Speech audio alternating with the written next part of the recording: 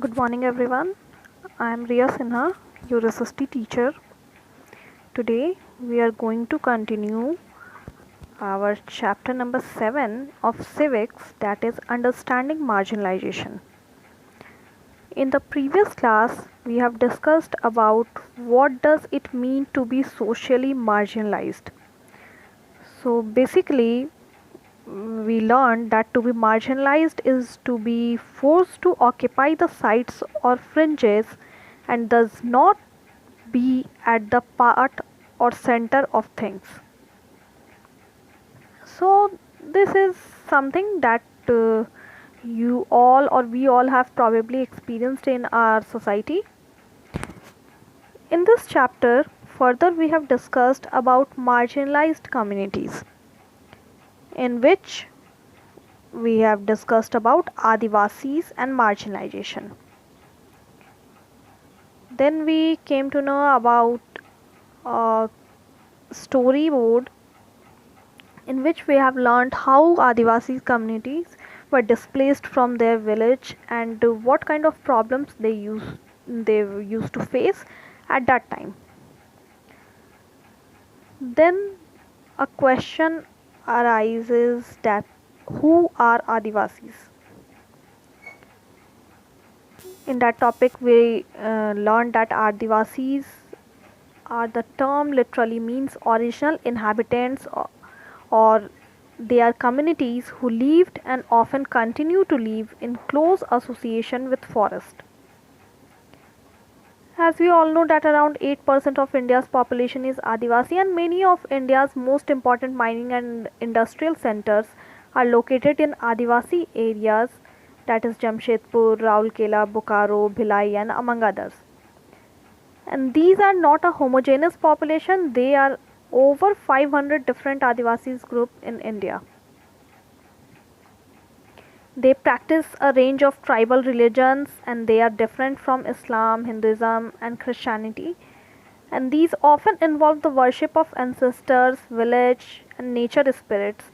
And the last, that is nature spirit, associated with and residing in various sites in the landscape, that is mountain spirits, river spirits, animal spirits, etc. They have always been influenced by different surroundings, religions like Sakh, Buddhist, Vaishnav, Bhakti, and Christianity. And simultaneously, Adivasi religions themselves have influenced dominant religions of the empire around them.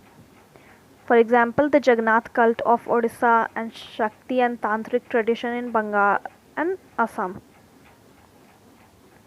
So they have their own languages and most of them radically different from and possibly as old as Sanskrit, which have often been deeply influenced the formation of mainstream Indian languages like Bengali.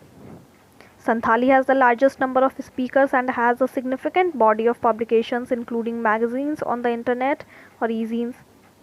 Now next topic, we will continue Adivasis and stereotyping.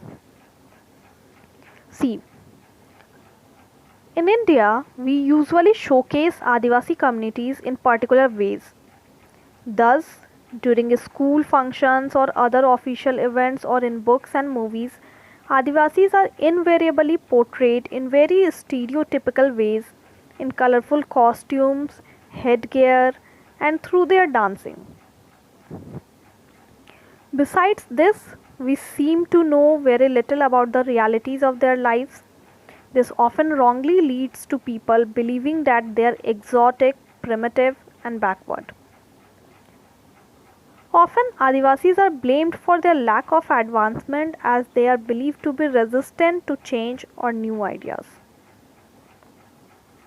So basically in India, whenever we used to showcase Adivasi community, so some of the things are there related to their community which officially in books or movies or in any event we used to portray it like that, like colorful costumes, headgears, and their dancing form. They used to dance in a different manner. Some basic steps are there which make it different from other dance forms. So this often wrongly leads to people believing that they are exotic and primitive because uh, Adivasis never want to change, or they believe to be resistant to change or new ideas. So some people wrongly leads that they are exotic, primitive and backward. Okay, so some of the group is there in our society who are having stereotypical thinking, and they used to discriminate against such groups. Okay, now next topic is Adivasis and development. How they used to develop, or how much they need to develop. See, as you have already read in your history textbook, forests were absolutely crucial to the development of all empires and settled civilizations in India. So, metal ores like iron and copper, and gold and silver, coal and diamonds, invaluable timber, most medicinal herbs, and animal products like wax, lac, honey, and animals themselves, elephants, the mainstay of imperial armies, all came from the forest. So, in addition, the continuation of life depended heavily on forest that helped recharge many of India's rivers, and, as is becoming clearer now, crucial to the availability and quality of our air and water. So basically, we came to know that they are very crucial about development of all the empires, and we need forest for the development or for any settled civilization in India. So metal ores like iron and copper, gold, silver, diamond, medicinal herbs and animals all came from the forest. So in addition, the continuation of life depended heavily on forest, and that helped recharge many of India's rivers, and is becoming clearer that it is crucial to the availability and quality of our air and water. So forest covered the major part of our country till the 19th century, and the Adivasis had a deep knowledge of, or access to, as well as control over most of these vast tracts, at least till the middle of the 19th century. And this meant that they were not ruled by large states and empires. Instead, often empires heavily depended on Adivasis for the crucial access to forest resources. So, this is radically contrary to our image of Adivasi today as somewhat marginal and powerless communities. In the present colonial world, they were traditionally raised hunter gatherers and nomads, and lived by shifting agriculture and also cultivating in one place. Although these remain for the past 200 years, Adivasis have been increasingly forced through economic changes, forest policies, and political force applied by the state and private industry to migrate, to live as workers in plantations, at construction sites, in industries, and as domestic workers. So, from the last past 200 years, Adivasis have been increasingly forced through economic changes and some of the forest policies, also political force. So, now they are also part of private industry. They used to migrate and live as workers in plantation, in construction site, and in the industries, and they also used to work as domestic workers. So for the first time in history, they do not control or have much direct access to the forest territories. Now they have to change their life pattern. Forests have been cleared for timber and to get land for agriculture and industry. Adivasis have also lived in areas that are rich in mineral and other natural resources. These are taken over for mining and other large industrial projects. Powerful forces have often colluded to take over tribal land, and much of the time the land is taken away forcefully and procedures are not followed. So, according to official figures, more than 50% of persons displaced due to mines and mining projects are tribals. Another recent survey report by organizations working among Adivasis shows that 79% of the persons displaced from the states of Andhra Pradesh, Chhattisgarh, Odisha, and Jharkhand are tribals. Huge tracts of their land have been also gone under the water of hundreds of dams that have been built in independent India. Even in northeast their land remains highly militarized. India has 104 national parks covering 40,501 square kilometer and 543 wildlife sanctuaries covering 1,18,918 square kilometer.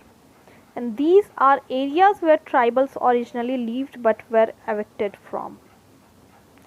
Yeah, they were forcefully evicted from their land so that all these government organization and wildlife sanctuaries were set up there. So when they continue to stay in these forests, they are termed encroachers. Losing their lands and access to the forest means that tribals lose their main sources of livelihood and food. Having gradually lost access to their traditional homelands, many Adivasis have migrated to cities in search of work where they are employed for very low wages in local industries or at building or construction sites. Basically, they have migrated to cities so that they can get another mode of livelihood or survival.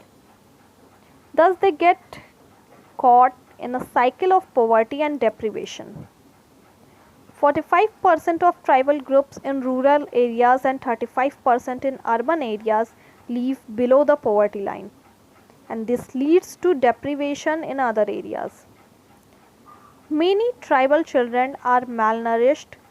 Literacy rates among tribals are also very high. When Adivasis are displaced from their lands, they lose much more than a source of income. They lose their traditions and customs, a way of living and being. They took our farming land, they left some houses, they took the cremation ground, temple, well, and pond. So, how will they survive?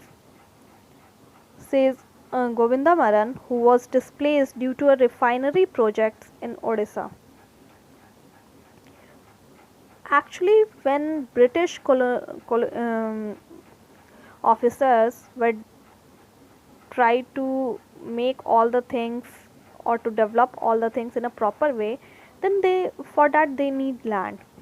They needed land at that time, and because of that, because of the search of fruitful land, they had displaced Adivasi community from their own land. In fact, they have forced them to do so, and because of that they have lost everything. And as you have read, there exists an interconnectedness between the economic and social dimension of tribal life. Destruction in one sphere naturally impacts the others, and often this process of disposition and displacement can be painful and violent at the same time. Okay, so hope you all understood the cover topics well. In the next class, we will continue this chapter. Thank you and have a nice day.